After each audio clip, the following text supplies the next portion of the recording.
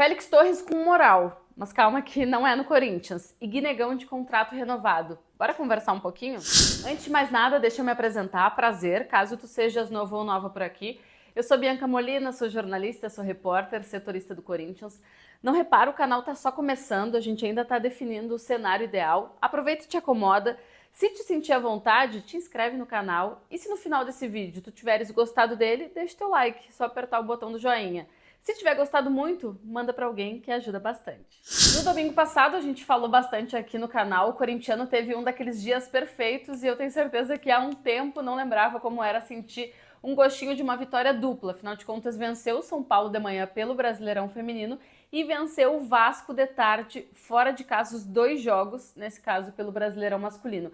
Agora, nesse domingo, é clássico duplo. Às 10h30 da manhã, de novo, contra o São Paulo, o Corinthians feminino encara as rivais num majestoso, dessa vez com mando de campo, vai jogar no Canindé a partir das 10h30 da manhã, jogo de volta da semifinal do Brasileirão da modalidade. Na ida, com gols da Jaque e também da Day Rodrigues, o Corinthians venceu por 2-0, ou seja, pode até perder por 1-0, que mesmo assim avança para a grande final do Brasileiro Feminino. Lembrando que na outra chave, do outro lado da chave, tem Cruzeiro e Palmeiras. O Cruzeiro venceu o primeiro jogo em São Paulo e agora vai decidir contra a equipe alviverde. O Corinthians, que não tem nada a ver com isso, fica só de olho tentando voltar a mais uma final. Você sabe, né? O Corinthians é o maior vencedor do futebol feminino aqui do Brasil.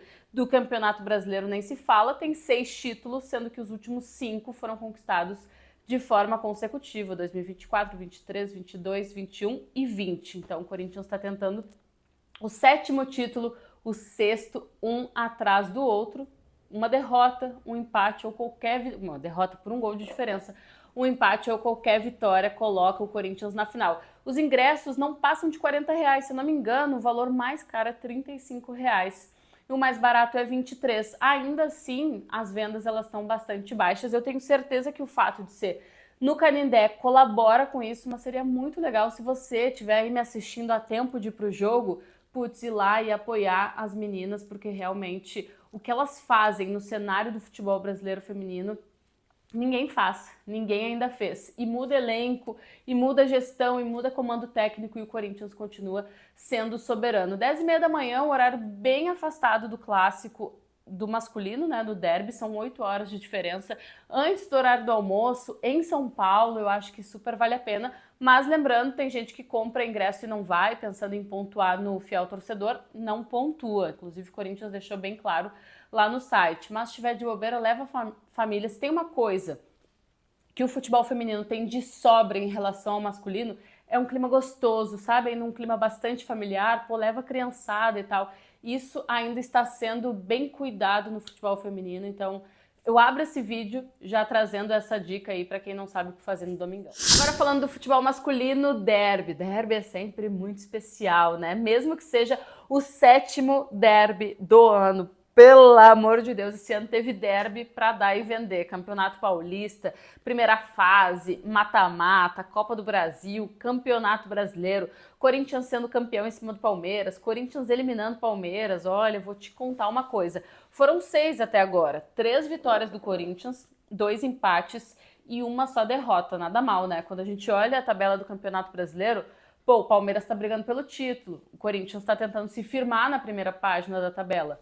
Mas nesse recorte atual do derby, o Corinthians vai muito bem, obrigada, e vai tentar fechar o ano em relação à rivalidade, já que é o último da temporada, desse jeito. E lembrando, na temporada passada, um derby ajudou o Corinthians naquela virada de chave, né? Fez parte daquela sequência de 9 jogos na reta final do Campeonato Brasileiro.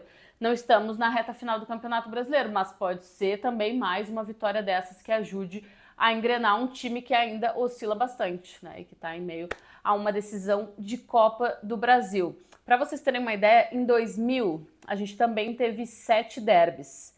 E lá em 2000 o Corinthians venceu o Palmeiras 4 vezes e pode repetir esse feito, um feito que não acontece há 25 anos. Mesmo nos anos assim que teve 4 derbys, que teve 5, o Corinthians não venceu o Palmeiras tantas vezes. Então sendo talvez um dos piores Corinthians dos últimos anos contra um dos melhores Palmeiras dos últimos anos, pô, eu acho legal. Nem todo torcedor dá bola para essas coisas, né? Eu curto, eu acho que é um tipo de vitória que dá uma injeção moral, assim, bem massa. E na véspera desse jogo, o Corinthians foi lá de forma muito sagaz, parabéns para a direção, porque era bastante importante fazer esse movimento, renovou o contrato com o Guinegão.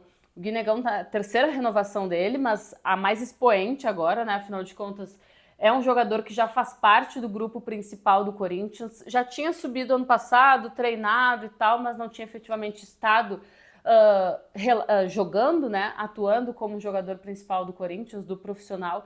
Esse ano tendo mais oportunidades, o segundo semestre do Guinegão eu tenho certeza que vai ser inesquecível na vida dele, porque é justamente no dia 1º de junho, a primeira vez que ele joga pelo profissional do Corinthians, que foi contra o Vitória.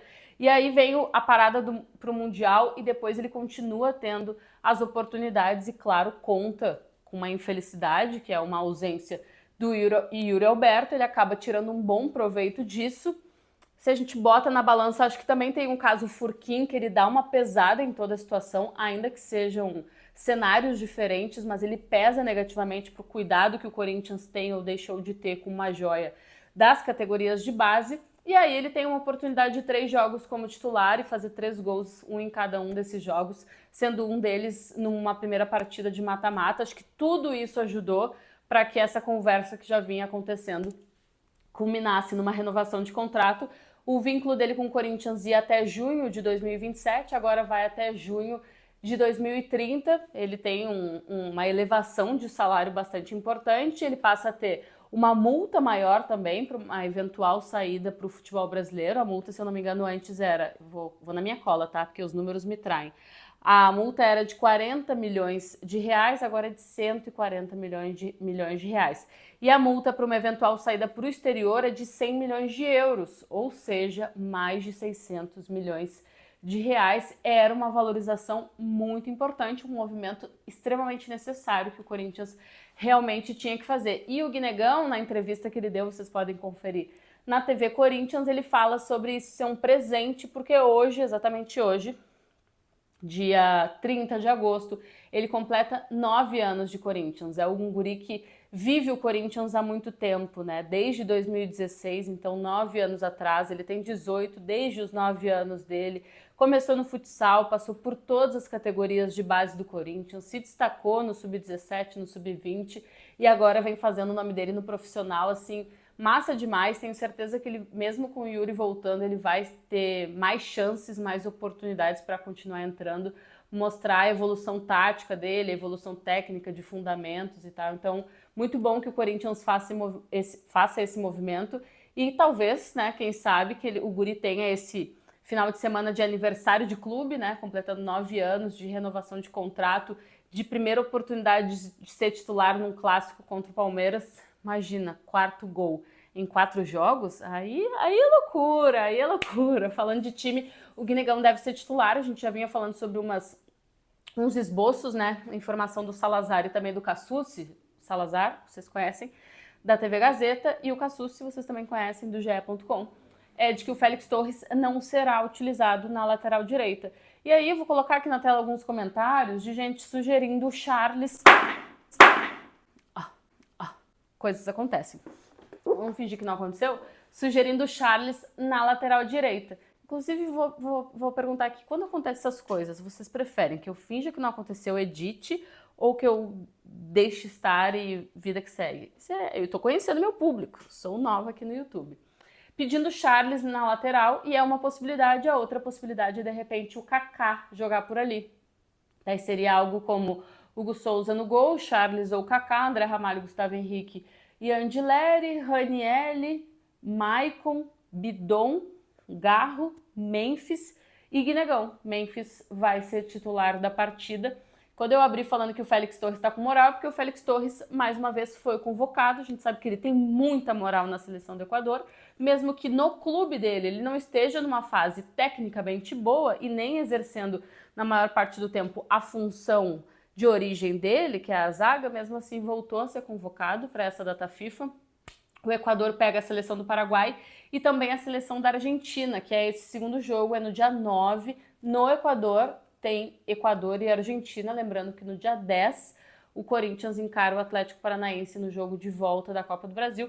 Eu nem vou falar para vocês que é um problema para o Corinthians, porque eu já sei o que vocês vão comentar, mas enfim, é mais um jogador do Corinthians convocado, que para a visibilidade do clube é ótima, e mais um atleta que talvez peça ao Corinthians, ou faça com que o Corinthians precise pensar numa logística diferente, já que tem esse curto espaço de tempo e é um jogador de linha, é um jogador que deve jogar, enfim, e são poucas horas que distanciam na partida pela seleção e a partida com o Corinthians pela Copa do Brasil. Bom, como estamos em fase de testes aqui, vou terminar esse vídeo trazendo algumas informações de Palmeiras, que é o adversário do Corinthians nesse domingo. O Abel não conta com o Paulinho, né, ainda por conta da cirurgia realizada, não conta com o Bruno Rodrigues, que está num processo de transição física, e também não vai ter Rafael Veiga, que está com dores no pubis. Tirando isso, todo o time à disposição, claro, ainda não tem Andrés Pereira.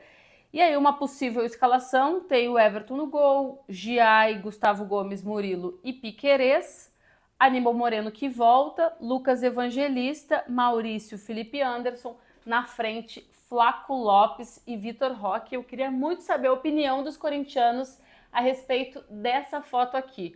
E assim eu encerro, deixem nos comentários palpite para o majestoso de manhã do futebol feminino e para o derby de noite no masculino. Curtiu esse vídeo? Deixa o teu like, manda para alguém. Chegou até aqui, não te inscreveu no canal?